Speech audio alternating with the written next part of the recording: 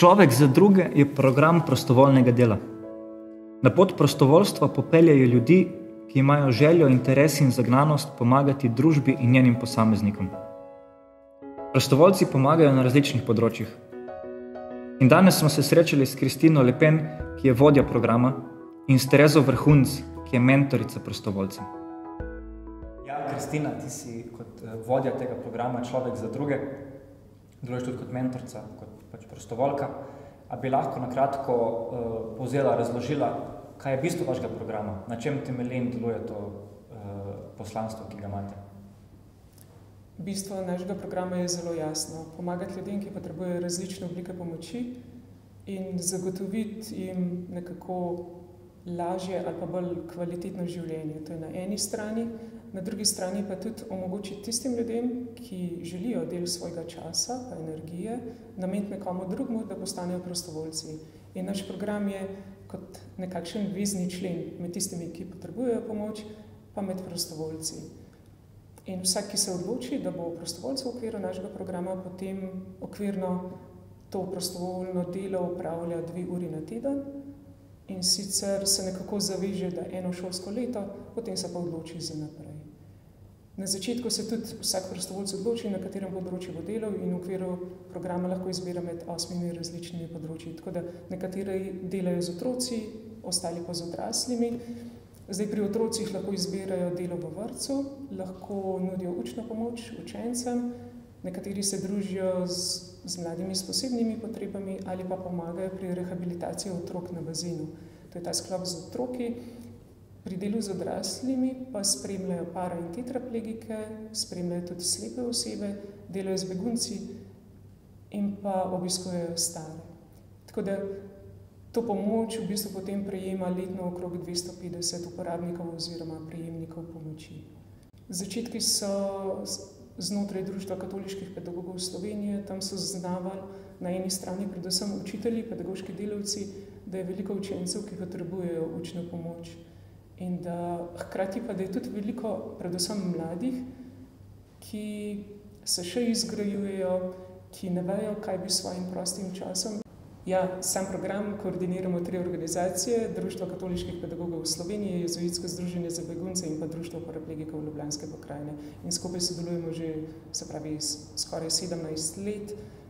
Prav zaradi imen, vsaj 2 organizacij, nas dojemajo različno. Po eni strani zaradi, se pravi, te jasno izražene pripadnosti katoliški cerkvi v samem imenu, ljudje čutijo več zaupanja. Po drugi strani čutimo pa tudi zadržanost. Zadržanost mogoče predvsem z ustanov ali pa organizacij oziroma tudi širših družbenih struktur. Tukaj se mi pa zdi, da predvsem zato, ker mogoče ne poznajo konkretno našega dela. Tukaj v tem programu mi želimo preiti te meje religije, krščanstva. Naši mentori in tudi prostovoljci niso religiozno nekateri, kako bi rekli, opredeljeni, pa so bili odlični, bili so naša svežina. Mi smo odprti za to in podpiramo in sprejemamo vsakega. Ti, Tereza, si videla obe strani tega dela, si bila tako prejemnica pomoči, zdaj si pa tudi med temi... Sem še vedno prejemnica pomoči, sem tudi mentorca. Oboje hkrati torej sem naenkrat. uporabnica, ja, in mentorca. A bi lahko malo svojo zgodbo predstavila? Prosim. Torej, pred 33 leti sem imela prometno nesrečo, sem imela poškodovano hrbtenjačo, hrbtenico v vratu in zato sem pristala na svojem prestolu, invalidskem vozičku. In sem članica Društva paraplegikov Ljubljanske pokrajine, pa so me prosili, da sodelujem in nadaljujem delo, ki so ga že moji kolegi začeli. Ne vem, prostovoljno delo, to človek živi, to je ta naš notranji vzgib in slediš temu, a ne? Tako kot umetnik sledi glasbi in slikar barvam, z majhnimi koraki mati Tereza pride do Nobelove nagrade za mir, za svojo dobroto. Marsikdo od prostovoljcev tudi reče, danes mi je pa res težko iti, mi je bilo težko iti k uporabniku, ampak pol, ko sem šel pa domov od njega, sem šel pa z enim zadovoljstvom. In vesel, in poln. In to pa res pogosto rečejo. Jezus je dal to zapoved, priporočilo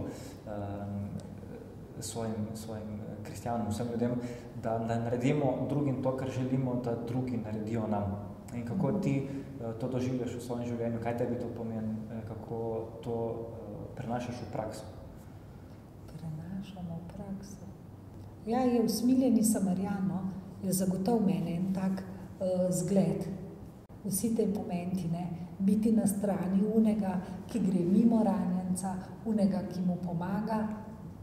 Druga je pa Samarijanka, ki Jezus reče, daj mi piti. In jaz hočem dati Jezusu piti. Jaz sem pripravljena se skloniti v znak, čeprav to malo teži, ampak sem pričana, da bojo še kakšne roke pristopile. Iz njegovega osrčja tečejo reke žive vode. In ta reka žive vode je tista ljubezen, ki je uporabnik, ki je prostovoljc, ki je mentor, človek za druge. Kako bi pa nagovorila nekoga, da bi postal človek za druge? S kakim klicem, s kakimi argumenti? To pa jaz bi raj malo manj besed, kar dejanja. Bi rekla, prid, gremo na kofe, pa mi pomaga iz avta, me pelje, kar akcija.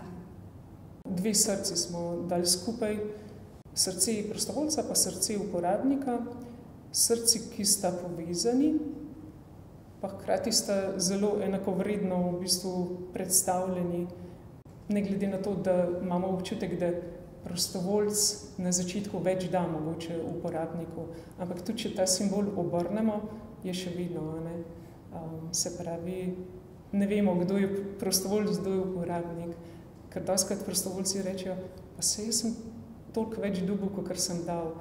Upam, da vam bo še naprej uspevalo, da bojo ljudje drli za vašim klicem, da bo to prostovoljstvo postalo taka bogato za vse ljudi, za obe polovici vašega znaka, za vsa srca. Tako da hvala. In hvala vam, da delite Jezusa. Super.